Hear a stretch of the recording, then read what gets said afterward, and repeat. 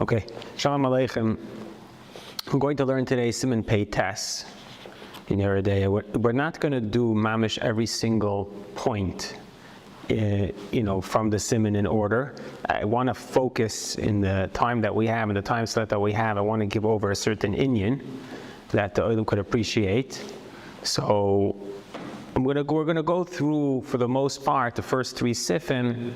But again, we're not going to be elucidating every single din that's brought down. Just from Sif Aleph and Beis, it's going to be more the Klolastic Inyan, and I want to go into more in depth in Sif Gimel, where it speaks about the din of a tafshil shal basar, what the requirements are if somebody doesn't eat mamish, the meat itself, but he only eats fleishige dish, something that was cooked together with meat that has fleishige taste. What are the requirements over there? So this siman in general speaks about the separations that one has to do between milk and meat. If a person eats meat first and then afterwards milk, and if a person eats milk first and afterwards meat. And then afterwards we discuss also the din of a tafshil, that you don't eat the meat itself, you just eat a tafshil, you eat a dish, a fleishig dish, eat a potato from the chalon, something which is fleishigs but not the meat itself. Or a person eats a tafshil shogvina, let's say something was cooked with, let's say you have a pizza, you take off the cheese and you only eat the crust with the sauce. That's clearly milchigs, but you're not eating the cheese itself. So that's really what I want to get into. But let's start from the beginning. So the Gemara, when it speaks about the separations between milchigs and fleishigs, there's a few things that are mentioned, and it's not clear, it's a machlekes in the Rishonim, what exactly each one's referring to. But the Gemara speaks about the idea that you have to separate by doing kinuach and hadacha. Kinuach means eating something to wipe out your mouth. Hadacha means drinking something and swishing it around in your mouth to rinse out your mouth. It's a way of cleaning your mouth. And also netilas yadayim, washing your hands to make sure that there's no dirt on your hands. There's a way of separating so you don't end up mixing between the milchigs and the fleishigs. It also speaks about a certain waiting period. It says that there were people who waited, they didn't eat it even in the same day. But it's clear from the Gemara that that's like midas chasidus. I believe that Arizal used to also, it's brought down from the Arizal that he also followed this. He used to wait 24 hours. He didn't eat it in the same day. That's a midas chasidus. But there is something that's also mentioned to wait, or it's not necessarily waiting. We'll soon see what it means. Misuda l'suda, from meal to meal. So that's another thing that it speaks about. There's also some cryptic statement that oifug vino necholim bapikoirin, that chicken and cheese could be eaten in a way of hefker. And the Gemara teaches that means, what does it mean in a hefkerdik way? That you don't have to do kinuach and hadacha netil. You don't have to wash out your mouth and clean out your mouth. And the diuk here is, the implication is that between chicken and cheese is not a requirement, but between meat, between basar and cheese, there is such a requirement. So we have these different requirements. You have to see which one each one is referring to. So we'll soon see as we get to it, the Machaber and the Ramah, they follow two different mahalchim in how to interpret the Gemara. So the Machaber follows one mahalach in the Rishonim. This is the stricter way to understand. That when the Gemara speaks about doing kinuach and hadacha, just eating something in between, drinking something, washing your hands, this is what's the requirement between milchigs and fleishigs. If the person eats milchigs first and he wants to eat fleishigs afterwards. So there's no waiting period, Medina de Gemara. It's allowed to be eaten in the same suda. In fact, it speaks about in the halachas of a suda and arachayim, what's the way to do it? In other words, if you have a milchiga course first, the cheese blintzes, it's coming up Shavuos, right? And the cheese blintzes, you want to have fleishigs afterwards, a second course. Medina the Gemara, with Aler Piyurim and the Rishonim, it's allowed to be in the same Suda. You could have two courses in the same meal. First a milchiga course and a fleishig course, and you have to do something in between. What is this in between? That's where it speaks about you have to wash your hands. That's called Mayim and Tzoyim. So you have three ways of washing your hands. There's Mayim Rishonim, that's until Yadayim before bread. There's Mayim Achroinim, that's before you bench to clean your hands. And then there's Mayim and Tzoyim, this in between the milchiga course and the fleishig course. But it could be the same meal, and there's no waiting period, no requirement to bench. Fine. But if you go the other direction, and on this is where it says, what does that mean? That for milchigs to fleishigs, you never need. I'm sorry, from milchigs, this is the stricter. We're in the stricter mahalach now. That from milchigs to fleishigs, this you have to do netilas yadayim. They have to do kinuach, this thing. But if it's between cheese and chicken, so then you're not mechuyev to do this. You don't have to do kinuach and adacha. So where did it say that chicken and cheese could be eaten in a way of hefker without doing kinuach and adacha? That's if you eat the milchiga course first, if you eat the cheese first, and afterwards you want to eat the fleishigs. So if it's chicken, then it's happy koren, you don't need to do kinuach and adacha. But if it's meat, then you're required to do kinuach and adacha. But it could still be in the same meal, etc. Mashenk, and if you do it the other way around, if you eat fleishigs first, so that's where it says it has to be misuda l'suda. And another lashon in the Gemara is if a person eats meat, achol basar aser lechol gvina. Here it's already an iser. It has to be from meal to meal. What does it mean from meal to meal? According to this interpretation, it's a shir, it's a hamtana. It's a waiting period that's required. And meal to meal means, according to this pirush, from the morning meal to the evening meal. In the olden days, they used to have 2 meals a day. One in the morning after davening, and then one in the evening after a day's work. Once it started to get dark, they couldn't work anymore, they would come home, shkia time, they would eat. So it was the morning meal and the evening meal. So Talmidei Chacham used to learn a little bit before the morning meal. The morning meal was from 11 to 12, and then the evening meal was shkia time at 6 o'clock.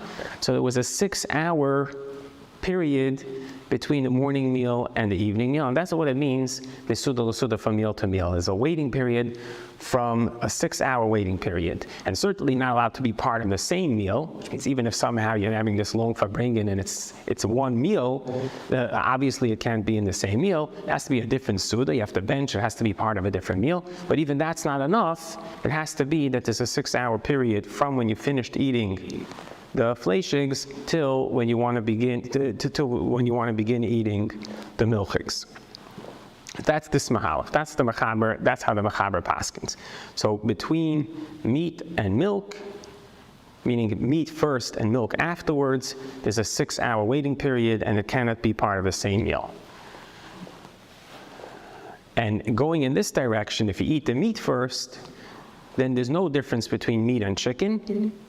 Whether you eat meat, whether you eat chicken, there's a 6-hour waiting period. The only time we differentiate is in the other direction. If you eat cheese first, between cheese and meat, that could be in the same meal. Over here, there's a difference that between cheese and chicken, you don't have to do kinuach and adacha. Between cheese and meat, you do have to do kinuach and adacha. That is one mahalach. That's the mahalach of the mechaber. That's how the mechaber paskins.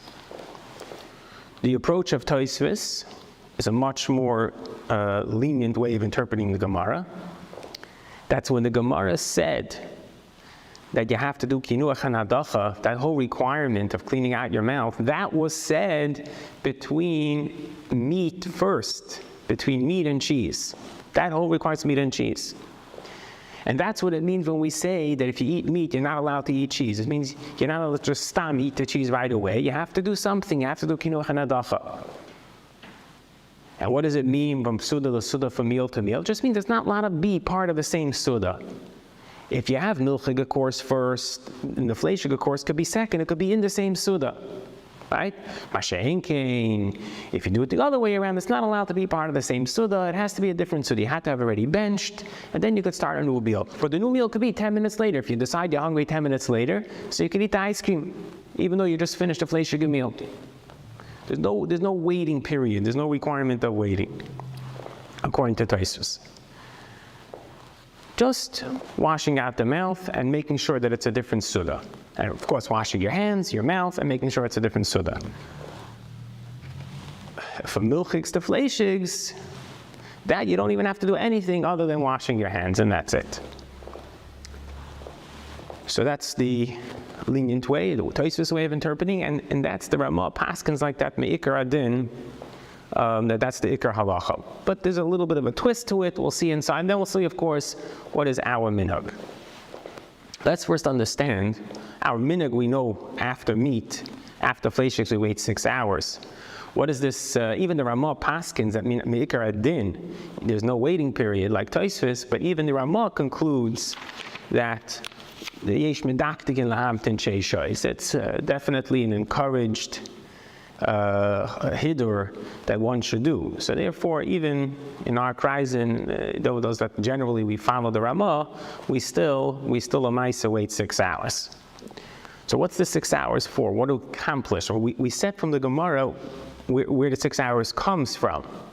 That's what it means, misuda l'suda, and that's what it means, aser lecha, according to this pirush. Aser lecha means that there's a shir hamtana, there's a waiting period. But what's accomplished by this waiting period? So this is a machlekes rishonim, how to understand what's accomplished from this waiting period. Rashi understands because by the meat, it's a moishech tam. There's a residual taste in your throat when you swallow the meat.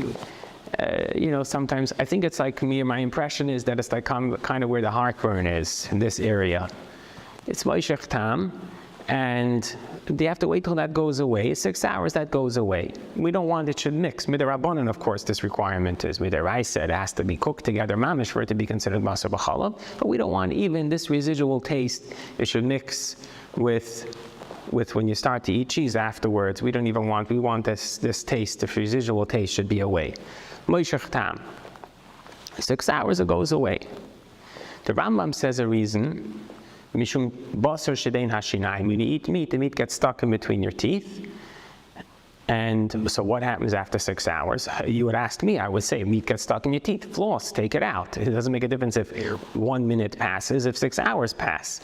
If something is stuck there, it's stuck there. What's the pshat at 6 hours? So Rambam understands that this, what the Gemara is teaching us here, is that after 6 hours, the meat starts to digest to some extent. It's the first stage of the digestion. It starts to break down in your mouth from the saliva.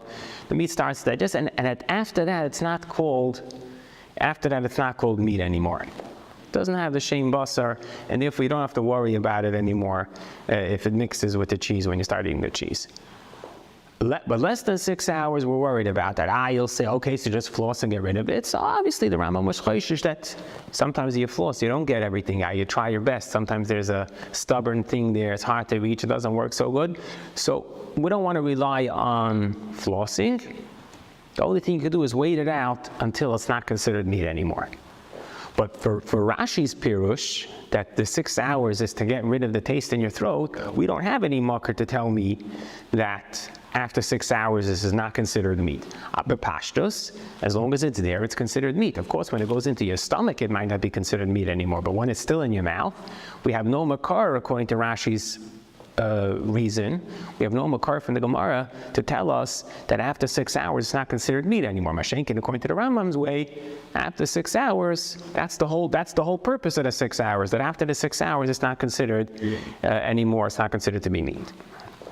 What are the nafkaminas between these two reasons?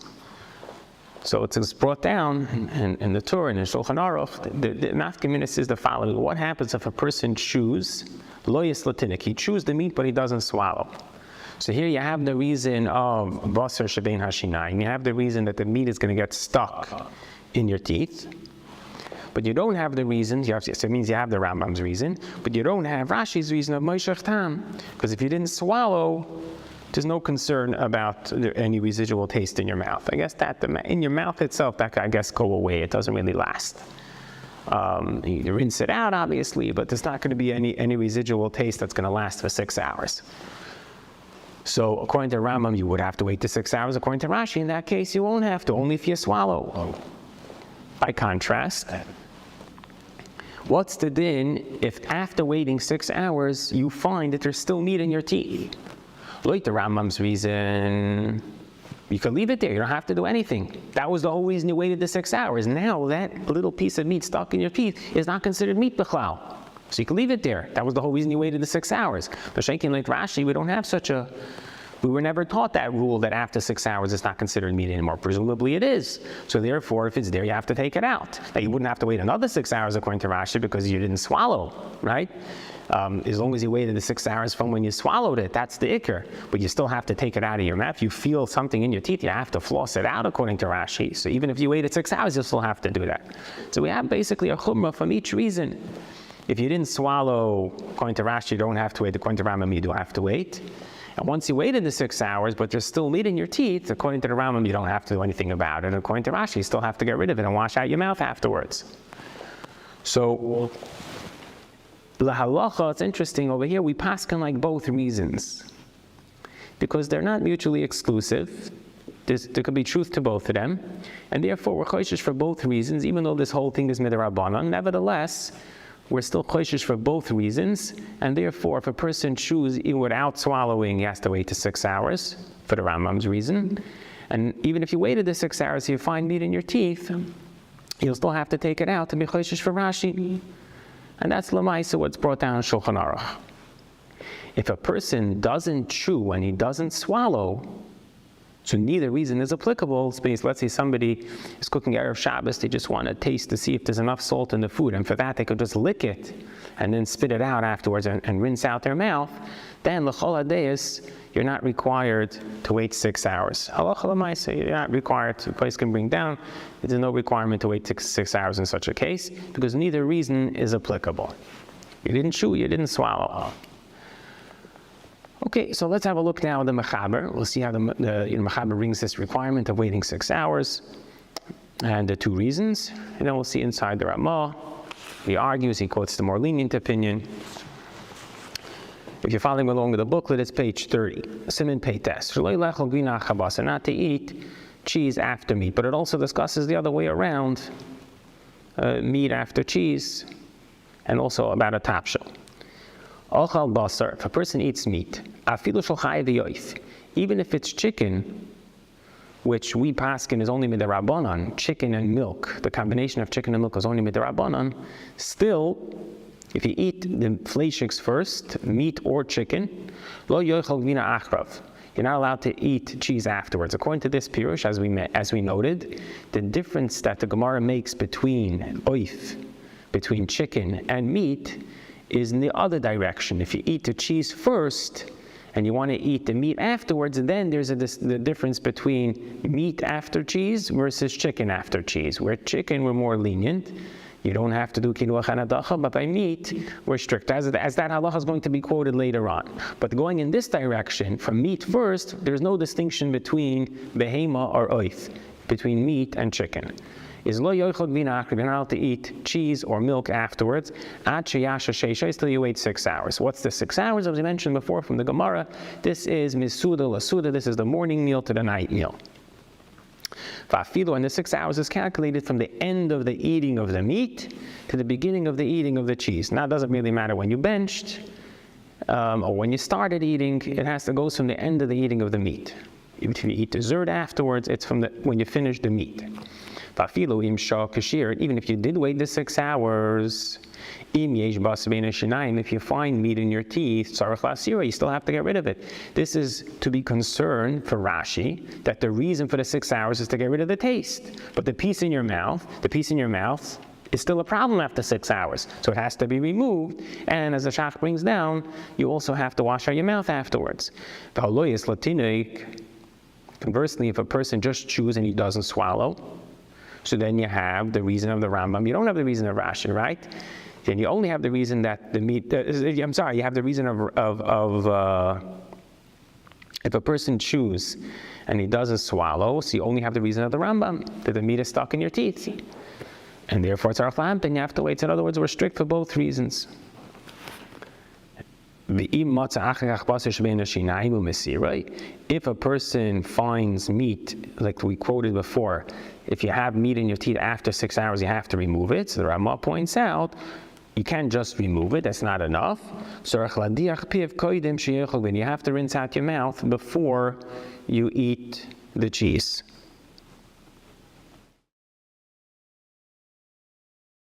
And really the Shach explains it's not just doing, he mentions one of them, but you have to do both. You have to do kinuach and hadach. You have to wipe out your mouth and wash out your mouth. So that is the opinion of the Mechaber.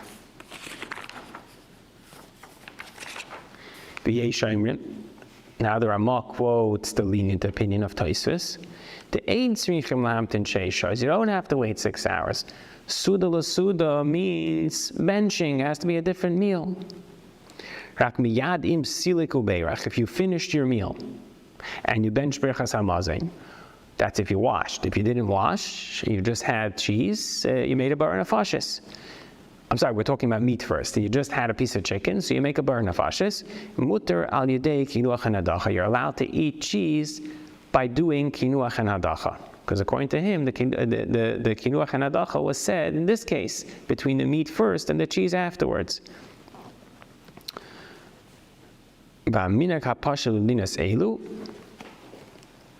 This is quoting an opinion. He quotes Tosfos, but he says, what's the custom? What's the minhag? To wait after meat 1 hour, so not 6 hours, 1 hour. And afterwards you can eat the glina. But you still have to bench. And the truth of the matter is, even the Mechaber doesn't mention it, it goes without saying it. Misuda l'suda, a different suda, according to all interpretations, means that it has to be a different meal, means you have to bench. Question is it also hinting to an idea that you have to wait a waiting period? According to the Mechaber, it means a waiting period. According to Ramah, it does not mean a waiting period. The Oz have a Gesuda Acheres, because it has to be at least a different meal in the sense that you benched. That you're allowed to eat. In other words, what he's pointing out is that even though we're saying that you wait an hour, okay, you still have to bench. But the truth of the matter is that even if you wait 6 hours, according to the Mechaber, you still have to bench. But without benching, it doesn't help to wait 1 hour. It doesn't matter if the 6 hours was before benching or after benching, or if the 1 hour was before benching or after benching. And the truth of the matter is, as we mentioned before when we were talking about the 6 hours, it's the same rule. Usually 6 hours after eating, you can't bench anymore. But if the meal was extending for whatever reason, you were constantly eating, then again, the 6 hours is from the end of the meat. And just like over here, he's saying that the 1 hour that the Ramah is introducing is in the end of it. And if you find meat after the hour, you'll obviously have to get rid of it. Then he says, when we say that you have to bench, it has to be a different meal, so a person could say, okay, I'll eat the meat, and when I finish eating the meat, I want to have ice cream, dessert. So I'll bench, I'll have ice cream. No, that's the same meal ba'atzem. So what Misuda l'suda means is that it actually has to be a different meal. It's true that there's no waiting requirement, it's that you must wait a certain amount of time, like the first interpretation, like the Mechaber says, but it does have to actually be really a different meal, and you can't bench al manas in order you should be able to eat your milchag ice cream. But then he brings down that the oilam is not nizer in this, but the Taz takes issue with this. He says, Lashon HaGemara is silu kuber, you have to mamash finish your meal. So that's an absolute requirement. Now, where does this 1 hour come from? So the 1 hour, the pashtus, where this 1 hour comes from, the Bir Agra says, and this, I think it's generally assumed like that. There's no shita in the Gemara that let's say Misuda l'suda means an hour or something. There's no requirement like this in the Gemara. So where does the minhag to wait an hour come from? So the Bir Agra writes that it's from the Zohar. The Zohar writes, Hai michla, this food, basa b'chalav, should not be eaten b'shaita chada, b'suda chada.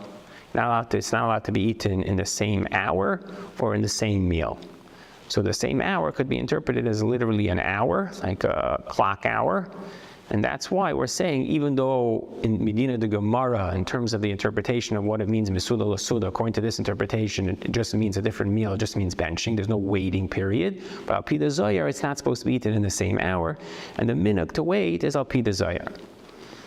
So now it's an interesting shaila, an interesting machlokes Shach and Taz, that at first glance it doesn't look like it's negeya for us, la halacha, because we anyway wait 6 hours. If you wait 6 hours, you for sure don't have to do kinuach and adacha. Because if you wait according to the shita that you're waiting 6 hours, kinuach and adacha was said between milchigs and fleishigs, not between fleishigs and milchigs. Between fleishigs and milchigs, you're doing 6 hours, right? So you don't have to do kinuach and adacha. But according to the Ramah, when you do misuda l'suda, when you're only benching, so kinuach and adacha is a requirement medina the Gemara. So if kinuach and adacha is a requirement to medina the Gemara, and now you wait an hour, so now comes the shaila: are you still required to do kinuach and adacha even after waiting an hour? Right? In other words, the Ramah started off saying you just bench and do kinuach and adacha. Then he said the minhag is to wait an hour. So the question is, now that we wait an hour, or according to the minhag of the Ramah, to wait an hour, Al Pi the Zohar, does that take away from the basic requirement, which is to do kinuach and adacha? So the Taz says absolutely not. A chumrah cannot take away from a requirement to make a radin. If you have a requirement to make a radin to do kinuach and adacha, so you want to be machmir to also wait an hour, But that can't take away from your base requirement, which is kinuach and adacha. So you have to do kinuach and adacha and wait an hour. But the Shach says no. The Shach says that just like if you wait 6 hours, it takes away the need for doing kinuach and adacha. So too in this case, if you wait an hour, it takes away the need, the ikar adin, what's required. Other when you do the Zohar's hour, you don't have to do any more the Gemara's kinuach and adacha. Right? Because this hour, it's not just an additional chumrah, but it also accomplishes what the kinuach and adacha would need to accomplish. So the machlokes Shach and Taz in its original context has no relevance for us because we all wait 6 hours, and if you wait 6 hours, you certainly do not have to do kinuach and adacha. But the Rebbe points out in the letter that the machlokes Shach and Taz does have relevance for us because we wait 1 hour between milchigs and fleishigs. Now, as we're about to learn, between milchigs and fleishigs, the halachic requirement is kinuach and adacha. Right? That's the halachic requirement between milchigs and fleishigs. But we wait an hour according to this Zohar. Based on this Zohar, we wait an hour from milchigs to fleishigs also. So now it becomes relevant. Our base requirement, if you eat cheese first and then you want to eat meat, our base requirement is kinuach and adacha. That's our requirement, Al Pi the Gemara. But we wait an hour as a chumrah from the Zohar. So according to the Taz, you still have to do kinuach and adacha, but according to the Shach, you don't. And the implication here from the letter is that that the custom is to follow the Shach. That when we wait an hour after milchigs, we don't do kinuach and adacha. So the hour seems to accomplish and take away the need for kinuach and adacha. So now in Siv Beis, he moves on to milchigs to fleishigs, means we eat milchigs first. So we actually discussed the background for it, the Gemara for it. I actually want to skim through this quickly so that we can move on to a top show. So I'll read it quickly. There is more details to be discussed. And the truth is, even in Sif Aleph alone, there is some. I want to keep it kind of focused on this Indian. But this Sif, I'll glide through, I'll skim through a little bit quicker. Achal gavina, if you eat the cheese first, mutalech lachrov basar miyad. L'chol hadeyis medina de Gemara, no waiting period. And it's allowed to be in the same suda. But you have to see that your hands doesn't have any residue on it. If it's at night, you can't check them properly. You have to wash your hands. So there's a chiv netilas yadayim, l'chol hadeyis, between milchigs and fleishigs. Milchigs first and fleishigs afterwards. You have to do kinuach and adacha, clean out your mouth. What is kinuach? Kinuach is sheyilois pas v'yikaneach be'piv yafa, that you chew bread and you wipe out your mouth properly with it. So you could use anything, doesn't have to be bread. Besides for flour and dates and vegetables, because it gets stuck in your gums. and it doesn't do a good job of wiping it out. Afterwards, you rinse out your mouth b'mayim, with water, or b'yayin, or with wine. And the Mefarshim say it doesn't have to be in this order. It could be any order you want. You could do hadacha first and then kinuach, or you could do kinuach first and then hadacha. When does this apply that you have to do kinuach and hadacha between the cheese and the meat? That's between cheese and meat. Between cheese and meat. But if you want to eat chicken after cheese, you don't have to do that. You don't have to do this. That's api koirin. It could be eaten in a way of hefker, as we mentioned before. So this is the first opinion. Then there's a Ramah. It's a little bit difficult to understand each phrase in the Ramah. It seems to be somewhat repetitive. There's discussions about it. I'm not going to go into it now. We'll just read it briefly and say over a few relevant halachas. Some are machmir even meat after cheese. If it's hard cheese, so by hard cheese, you don't eat meat or chicken after hard cheese. It's the same thing. So if you wait 6 hours after meat, you wait 6 hours after cheese. You wait 1 hour, then you wait 1 hour after meat, then you wait 1 hour after hard cheese. Some are lenient. Now, what is this about? There is a source for waiting after cheese. It's brought in the Mordechai, a story with the Maram Rothenberg, that one time he was getting ready to eat meat. He had eaten cheese and he was getting ready to eat meat, and there was some cheese in his teeth. And because of that michshol that almost happened to him, he basically made a achlata that he's not going to eat meat right after cheese. Is going to wait just like after meat. The pashtus is that was only applicable. That was only applicable to hard cheese. Got stuck in his teeth. That was the reason that he was concerned with. But soft cheese, and milk, and stuff like that, there was no issue. But hard cheese, that's the implication of the story. That's where the chumrah comes from. But he said clearly that he's only machmir. He himself, when the story happened, he said he's only going to be machmir not to eat meat after hard cheese, but chicken he wasn't machmir. But the Beis Yosef says that based on the Zayar, we should be machmir also.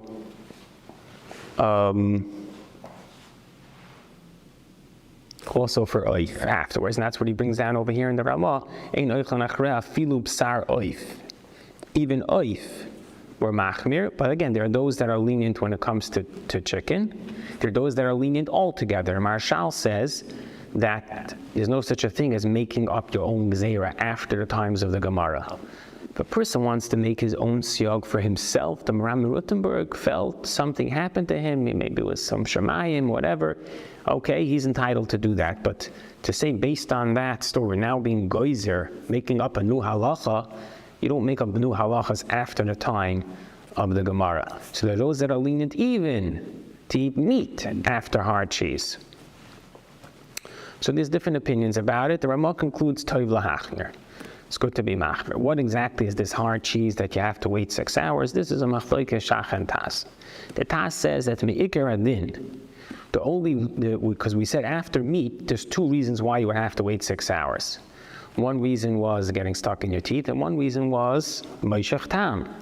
So the Tas says that's when it comes to meat. There's two possible reasons. When it comes to cheese, the only reason that's applicable is moishach tam, is if it has a strong taste. But if the cheese is just pieces in your teeth, then you don't have to worry about that.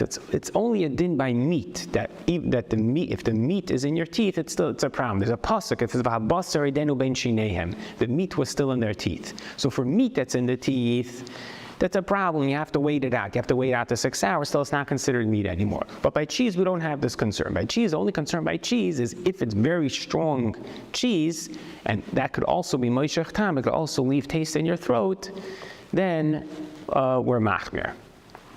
So what is this kind of cheese? This is cheese which is made with the keva, it's made with the rennet from the stomach, real animal rennet, or it's metulas, it's wormy. This is the real 6-hour cheese. This is a real strong cheese that leaves a taste in your throat.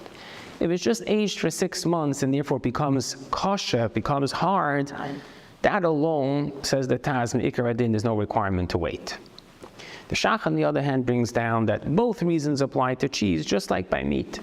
So not only if it's mitulas, not only if it's wormy and it has a strong flavor, but even if it's aged for 6 months, the common cheeses that are aged for 6 months practically is the Swiss cheese. It could only be called Swiss cheese if it's aged for 6 months. And Parmesan cheese also has to be aged for 6 months. There are other cheeses, but these are the very common ones. But the regular cheeses that we have are not aged for 6 months. The cheddar, the mozzarella, the American, all these cheeses, they're a little bit hard, obviously, but they're not aged for 6 months. They're aged for a couple of months. They're not 6-hour cheeses, according to most opinions. So that's what you have over here as far as, and that's, of course, our minhag, is to follow the shach, the stricter shita, that even aged for 6 months, you have to wait 6 hours. There is a commonly known leniency brought from the Yad Yehuda that if the cheese is melted into the food, you don't have to wait 6 hours. We're not machmas. Even if it's hard cheese, let's say it's aged for 6 months, but if it's melted into the food, you don't have to wait 6 hours. And, to my understanding, there's a little bit of this rule is kind of applied incorrectly.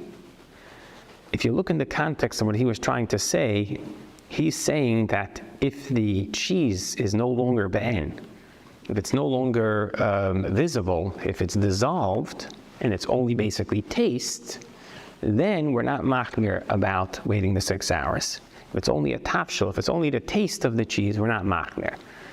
But by the meat, but if it's melted, if it's just melted, let's say it's melted onto something, if the Parmesan cheese is melted onto the lasagna, you can still see it, it's on it.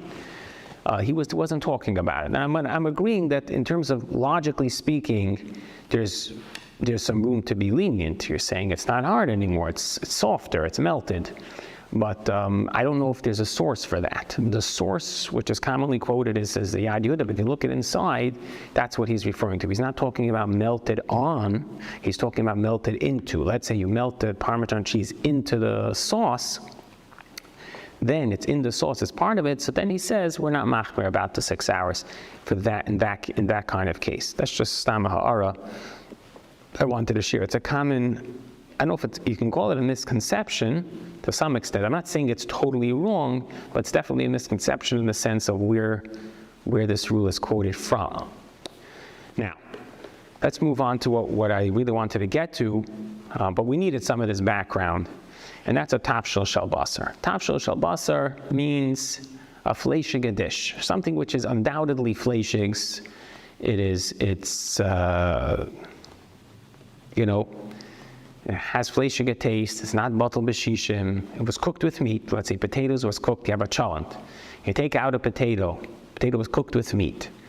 You take out a potato, there's no actual pieces of meat on the potato, or even fats from the meat on the potato. Just taste is absorbed. There was no shishim in the cholent. There's clearly a fleishige taste. This potato is 100% fleishigs. If it would be warmed up in a milchig bowl, you would have to kasher the bowl. If you would mix it with cheese, the whole thing would become basar b'cholav, and everything would have to be discarded. There's no debate that this potato is 100% fleishigs. Question here is, eating this potato, do you have to wait 6 hours after eating this potato? That's what it means, a tafshel shel basar. What is the requirement? Do you have to wait 6 hours? Do you have to wash your hands? What is the requirement? So it says something in the Gemara, and then of course we have a machlokes rishonim how to interpret it. It says in the Gemara, Bein tafshil letafshil rishus, Bein tafshil legvina choiva. Taich. Between a dish, one dish and another dish, which means you're not eating the actual meat, but you're eating just a fleshige dish, a potato from the cholent. Bein tafshil letafshil rishus. It's, how do you say it? It's not mandatory. It's a rishus to wash your hands. You don't must wash your hands. You don't must do netilas yadayim. You don't must do ma'imim tzayim. Between these two courses, you don't must wash your hands. Bein tafshil gvina, between a tafshil shel basar, between this potato from the cholent and cheese itself, then choivo litol yadav. Then it's a requirement to do netilas yadayim. You must wash your hands. That's what it says in the Gemara. What does that mean? So we have two interpretations. You have the Rashbam and Rabbeinu Tam. Rabbeinu Tam says that, and this is the opinion that's quoted by the Mechaber Lahalacha and by the Torah, that what does it mean tafshil letafshil? It means between a tafshil shel basar and tafshil shel gvina. So if you eat a potato from the cholent, and now you want to eat the pizza without the cheese, you took off the cheese, and you're just eating the tafshil shel gvina, you're just eating the milchige dish, the thing that has milchige taste absorbed inside of it, 100% milchigs, but you're not eating the actual cheese, the be'en, you're just eating the cheese-flavored food. So between these two dishes, rishus, you don't must wash the netilas yadayim. You don't must wash netilas yadayim. It's, if you want to, you could.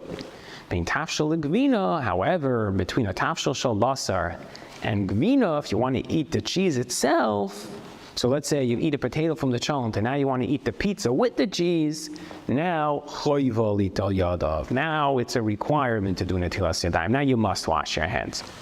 That is how the Rabbeinu Tam interprets this Gemara. So we have over here like this. If a person eats a potato from the cholent and he wants to eat pizza, he has to wash his hands. Anything about waiting 6 hours? Nope. Says Rabbeinu Tam, not only that, even according to those that hold that after meat, you have to wait 6 hours, that's only after meat itself. But Yitachim Pirush Zeh, this, that you just have to wash your hands, right, between the potato from the cholent and pizza, you have to wash your hands. And between potato from the cholent and crust to the pizza, you don't even have to wash your hands. This is even according to the Man Omar, even according to those that hold that after meat, you have to wait 6 hours. But after potato from the cholent, you don't. And this is how the Mechaber paskins. And even though the Mechaber paskins that al pi halacha you're required to wait 6 hours after meat, according to the Ramah, the 6 hours after meat is only a chumrah. Hamadaktikin, those that are scrupulous, the Midas Chasidus to wait 6 hours, according to the Ramah, right?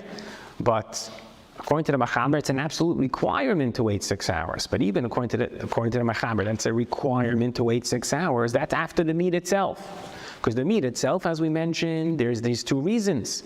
There's the basar shabein hashinayim, the meat gets stuck in your teeth, and there's the moishech tam, there's the taste that lingers in your throat. But if you only eat a tafshil shel basar, if you only eat a potato from the cholent, neither of these two reasons are applicable.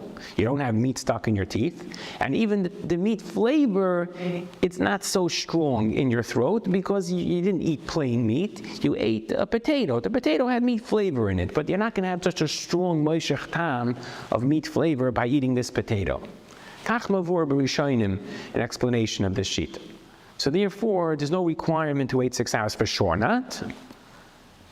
And as far as netilas yadayim, so if you're eating the pizza gufa with the cheese, so then you have to wash your hands in between. If you're just eating the crust of the pizza, so then you don't have to wash your hands. If you want, between these two courses, if you want, you could wash your hands, but you don't have to. That is what it says over here. That's the Mechaber Shita. We can read it inside now, page 34. Sif Gimel. Achal tafshil shel basar, if a person ate a tafshil shel basar, he didn't eat the meat itself, he only ate a meat dish, he only ate a potato from the cholent. Muter lechal achrav tafshil shel gvina. he's allowed to eat afterwards a tafshil shel gvina. He's allowed to eat the pizza without the crust, without the cheese. Takes off the cheese and eats the pizza. It's 100% milchigs, but he's allowed to eat it. Even though the Mechaber holds you have to wait 6 hours after meat, al pidin you must wait 6 hours according to the Mechaber because of these two reasons. But these two reasons, as mentioned, don't apply in the case of a tafshel. There's no meat stuck in your teeth, and there's no meishach tam, there's no lingering taste in your throat of the meat, or at least such a strong taste of the meat, which would require a 6-hour wait. So you don't, for sure don't have to wait 6 hours. And more than that, and even washing your hands is not an absolute requirement. Washing your hands is a rishus. If you want, you could. I'm going to skip the Ramah for a moment. We'll soon see the Ramah has a whole different way of learning. But if you want to eat the cheese itself, you want to eat the pizza with the cheese, or the other way around. You want to eat meat after a tafshil shel gvina. So it means, let's say you took off the cheese of the pizza, you only ate the crust with the sauce, and now you want to eat the meat itself. So then you also chayvu lital yadav. Then you have to wash your hands. It's not a rishus. Clarifies shuman shel basar dinei kabasar atzmei. The fats of the meat is not called a tafshil shel basar, it's the meat itself where there's a requirement to wait 6 hours. Okay? When it comes to soup, like say chicken soup or something like that, water that was cooked with meat, so there's a machlekes rishonim if that's called a tafshil shel basar, which according to the Mechaber you don't have to wait 6 hours, or that's maybe called basar itself. Why? Because over there it's a little bit different. When you eat a potato from the challah, so the potato has its own taste, its own metzias really. And yeah, it's infused with meat flavor, it's fleishigs, but one can say that the meishach tam is not so strong in such a case. You're eating potato, it has meat flavor, but you're not going to really, it's not going to be left in your throat such a strong aftertaste of meat. Masha hinking, if you're just eating, if the meat was cooked in water and you're just eating that water, the water doesn't really have its own taste to cover over so much the meat taste. The whole thing is the meat taste. So there you're actually going to be having the meishach tam of the meat. That's why some Rishonim say that's mamish like having the meat itself, where there would be a requirement of waiting 6 hours. Okay? Okay, so that's interesting to understand what the concept of what does this mean, a tafshil shel basar, and why taka you don't have to wait 6 hours after a tafshil shel basar. But then there's another interpretation of this sugya in the Gemara, of this din in the Gemara that we mentioned. The Rashbam has a little bit of a very different actually, a different interpretation of what it means bein tafshil v'tafshil rishus, bein tafshil l'gvina chayva. And as Tosfos points out, it appears to be a tremendous doichak, as we'll soon see. He says, what does it mean bein tafshil v'tafshil rishus? Bein tafshil basar v'tafshil basar. If you have a potato from the chalent, and then you have some other tafshil shel basar, let's say you eat the dough of a meat knish, right? So it's just two fleischige tafshilim. You don't eat actual meat. You eat the potato from the child, and now you want to eat the crust, the dough of a meat knish. Bein tafshil basar la tafshil basar rishus. You don't have to wash your hands. So obviously the doichak is, as Tosfos himself points out, why would I think that you have to wash your hands and you have to tell me that it's a rishus, that you don't must? Why would I think you have to? Right? What's the chiddush in that? Obviously you don't have to. So that's problem number one with this pirush. But upon him, that's how he interprets it. Bein tafshil la tafshil rishus. If you want to eat a potato from the chalent followed by the dough of a meat knish, bein tafshil basar la tafshil basar, then it's a rishus. Bein tafshil l'gvina chayva. But if you eat cheese, and afterwards you want to eat a tafshil shel basar, you ate cheese, and now you want to eat the potato from the chalent, so then chayva lital yadav, then you have to wash your hands. What about if you eat the potato from the cholent and then you want to eat the cheese? The Gemara wasn't discussing that. In that case, says the Rashbam, in that case, if you wait 6 hours after meat, you have to wait 6 hours after the potato from the cholent. Because when it said bein tafshel and gvina, it didn't mean between the tafshel, between the potato from the cholent, and afterwards you want to eat the cheese, like Rabbeinu Tam's pirush. It meant that you ate the cheese first, and afterwards you want to eat the potato from the cholent. So according to him, it's the Gemara is telling us like this: if you eat a potato from the cholent and you want to eat the crust of a meat by rishus, you don't must wash your hands. No chiddush. And if you eat cheese, if you eat pizza, and then you want to eat a potato from the cholent, you're still required to wash your hands. The same way if you want to eat meat afterwards, you have to wash your hands. If you want to eat the potato from the cholent, you also have to wash your hands. But if you eat the potato from the cholent and then you want to eat the pizza, meaning you eat the tafshel shel basar first, that the Gemara was not discussing. What would be the din in such a case? Then we would have a gzeira that you have to wait 6 hours, just like after meat itself. But if you look in the Rishonim, the way this is presented, I'm going to read to you a little shtickle over here. But okay, I'll read this a little bit later. So that's the Rashban. But that's what the Ramah quotes the halacha, as we'll soon see. We are machmir shaloi lechol gvina achar tafshel shel basar. And if you eat a potato from the cholent, you don't eat cheese afterwards, just like meat itself. So this that we wait 6 hours after meat, we would wait 6 hours after a potato from the cholent before eating pizza. And the Marshal adds that the minhag is that even if you take off the cheese from the pizza, you just want to eat the crust from the pizza, we still wait 6 hours. So between the potato from the cholent and even the crust of the pizza, we wait. And certainly between the potato from the cholent and the pizza itself, we wait 6 hours. You're not supposed to change from this minhag and be pirates together, breach the fences of when there's a minhag. You don't, you have to follow the minhag. And the Ramah says something very, very schwer at first glance. He says, Miu, however, im ein basar betafshel, if there's no meat in the actual dish, it's not a potato from the cholent that was cooked with meat. Reaction is mashal b'kdeira shel basar, was cooked in a fleshige pot. So potatoes that were cooked in a fleshige pot. Muter lechol achrav gvina, you're allowed to eat cheese afterwards. Ve'ein b'y minhag lahachver, and there's no custom to wait the 6 hours. The minhag is only after a potato from the cholent. But a potato cooked meaning a potato cooked with meat.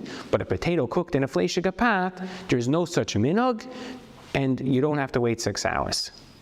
That's what the Ramah says over here. This whole thing comes from the Mordechai. I believe it comes to the Mordechai. I've seen the Lashon exactly.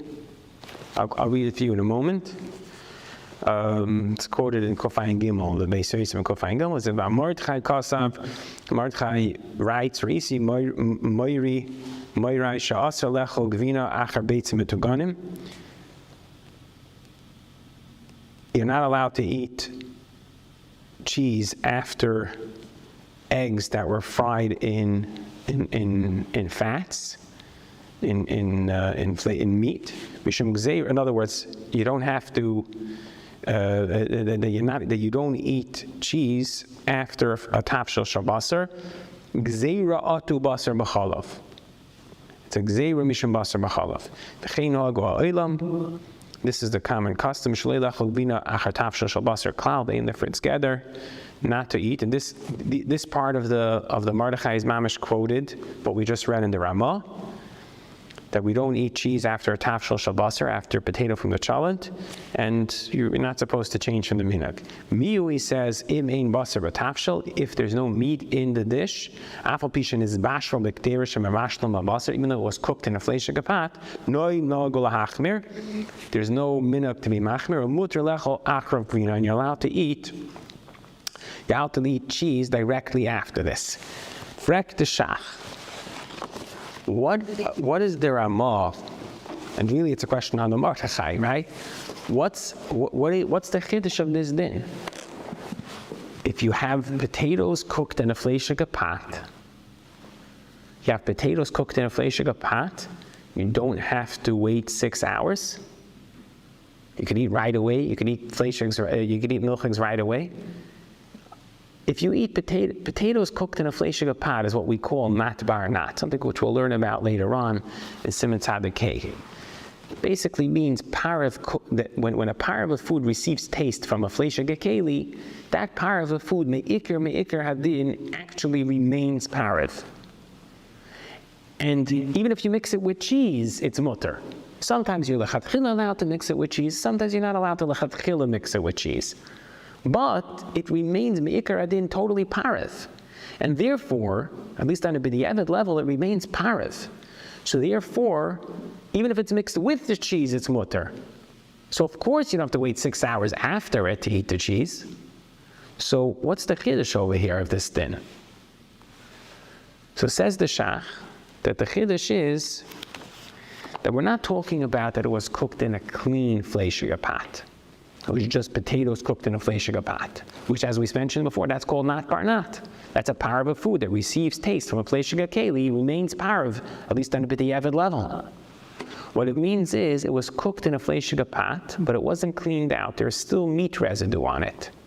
So since there's still meat residue on the pot, the potatoes are receiving taste not from the keli, not from the fleshige dish, but from the actual meat residue.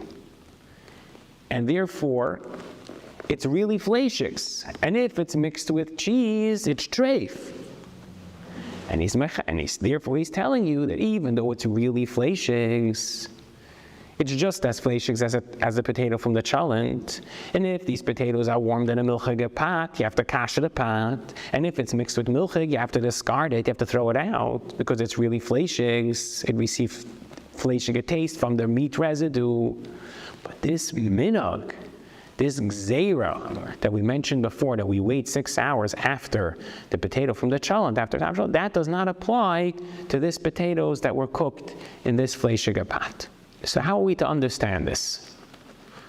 So the emes is that the Ramah was very shver, and the Shach tried to answer the Ramah, but the Shach seems to be shver. The Mefarshim asked that the Shach is hard to understand. If there was meat residue on the pot, and therefore the potatoes become actually fleshigs from the meat, it's not barnat, it's not fleshigs, it does not receiving a taste on the fleshige keli, which really mikar adin, the food would remain parav. It's receiving taste from the meat residue itself, which means it's actually fleshigs. So it's exactly the same thing as a potato from the cholent. The potato from the cholent received taste from the meat that was being cooked with, and this is receiving taste from the residue that's on the pot. What's the difference? Why over here there is a minig and over there there isn't? And because this question, there are achronim that argue on the shach.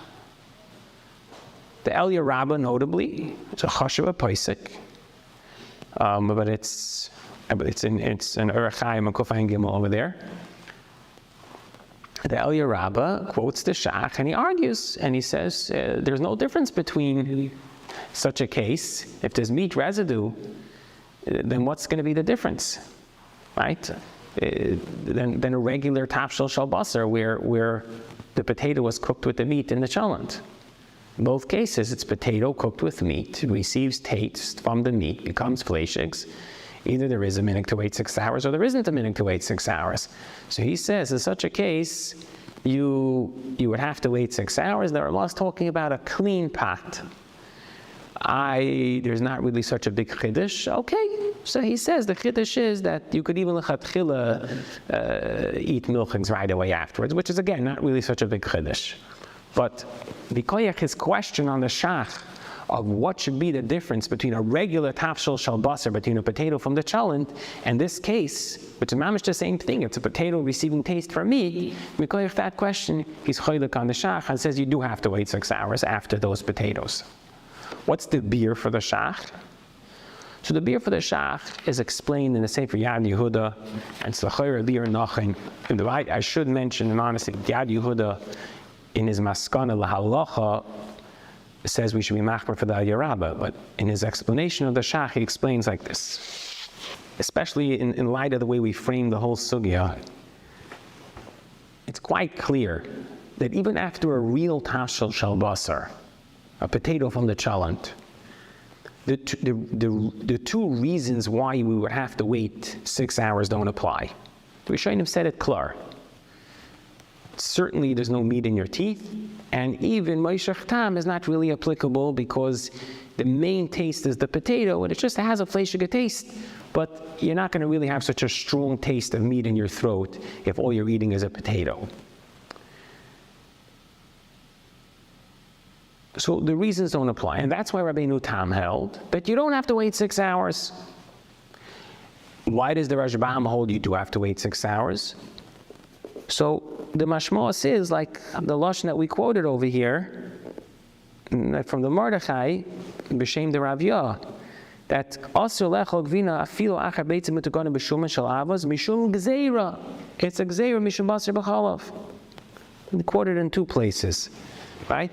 Over there he said gzeira, and over here he said the lashon gzeira atu basar b'chalav. It's not real. It's a gzeira atu basar b'chalav. That, in other words, again, it's not clear what exactly this gzeira is, but it's something along the lines that, listen, a potato from the cholent, it's a fleishige dish. When you eat a potato from the cholent, I ask you, what are you eating? You're going to tell me cholent. You're not going to tell me a potato. You're going to tell me cholent. You're eating fleishigs. That person's mind, he's eating fleishigs, and therefore, at least according to this shita, there was a need to make a gzeira mishum basar b'chalav. We don't make you, if we don't say you have to wait 6 hours after this case, there's going to be a lot of confusion about the whole din of waiting 6 hours after meat. People's minds, this is regular fleishigs. Masha'inkein, if a person eats, in the shach's case, he's eating just potatoes that were cooked in a fleishige pot. And I ask you, what are you eating? You're going to answer me mashed potatoes. You didn't clean the pot, and there was meat residue in the pot, and therefore these potatoes are actually fleishigs, because you don't even have 60 in the potatoes against the meat residue. So therefore, they're actually fleishigs, and if you warm it up in a milchige plate, you'll have to kasher it, and if you mix it with cheese, you have to throw it in the garbage. It's true. If that would happen, it would be taka garbage. But if I ask you what you're eating, you're going to tell me I'm eating mashed potatoes. You're not going to tell me you're eating fleishig, a fleishig dish. You're going to tell me you're eating mashed potatoes. Happens to be these mashed potatoes are fleishig, but a person is in his mind he's eating mashed potatoes, and therefore perhaps there is no reason for this gzeira in this kind of a case to require someone to wait 6 hours. Again, if it gets mixed up with cheese, it's really fleishig, so it'll have to be thrown out, there's no question. But in terms of the gzeira of waiting 6 hours, which again, if you eat even a potato from the cholent, you don't really have to wait 6 hours. The two reasons don't apply. But there was a reason, at least according to one opinion, there was a reason to make a gzeira, because it's confusing. People, in people's approach, it feels like you're eating fleishigs, right? It's fleishigs, and therefore, if you don't require 6 hours after this, there'll be a whole confusion in the whole din. Bashenkin, these mashed potatoes, they happen to be fleishigs. They're only incidentally fleishigs, and therefore, since they're only incidentally fleishigs, there's no need to make the gzeira to require you to wait 6 hours in such a case, when the reasons to wait 6 hours don't even really apply. So Lafiza comes out of Yisoid like this, as a possible explanation for the Shach, and that's l'chayra the mashmos. If you look back in the Rishonim, that seems to be what they're trying to say. That when you eat a potato from the cholent, it's true that none of the reasons apply to have to wait 6 hours. And that's where Rabbeinu Tam says you don't, and the Mechaber says you don't have to wait 6 hours. But the Rashbam says you do have to, and that's what the Ramah passed, because you do have to wait 6 hours. Why? Gzeira, it's confusing. Why is it confusing? Because this is identified by everybody as a fleishige dish. So if you don't require waiting 6 hours, in such a case, there'll be a lot of confusion. Masha'inkin, those mashed potatoes that were cooked in a dirty fleishige pot, since people don't identify It's only incidentally fleishigs, but it's not, in people's minds, it's not really fleishigs. So there we could follow the regular din that there's no reason to wait 6 hours. So therefore, since there's no reason to wait 6 hours, you don't have to wait 6 hours. We don't have to worry about this gzeira that it's going to be confusing for other fleishiga things, because in people's minds, this isn't really even fleishigs that much. That's not what they're thinking of when they're.